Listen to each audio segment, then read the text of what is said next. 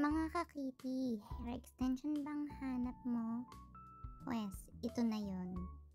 Dumating na nga pala ang in-order kong hair extension at hindi ko ina-expect na napakabilis ng delivery. As you can see, maayos ang pagkabalot niya. Meron siyang 4 clips at ang color niya is a blend with the brown highlights. Look natural, hindi OA yung pagka-glossy niya at ang haba niya is 24 inches at hindi siya naglalagay. As you can see, match yung color ng hair ko sa hair extension. Ang galing, diba? At ganito nga pala kahaba yung totoo kong buhok. Blend well, look natural. So let's start sa mga kakiti. Ang pagkakabit ay napakadali lang naman. Itali at itaas ang pinakaibabaw ng buhok.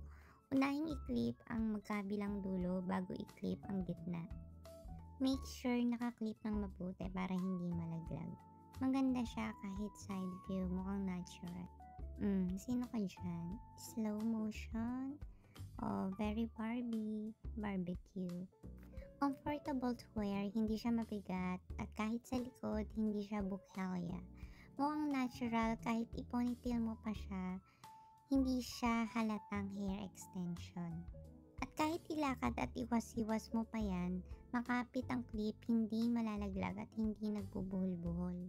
Actually, ang pagtanggal naman ay napakadali lang din mga kakiti. Iangat mo lang ang ibabaw ng buhok mo, unahin i-unclip ang gitna, at isunod mo na ang magkabilang dulo. Marami rin siyang available color.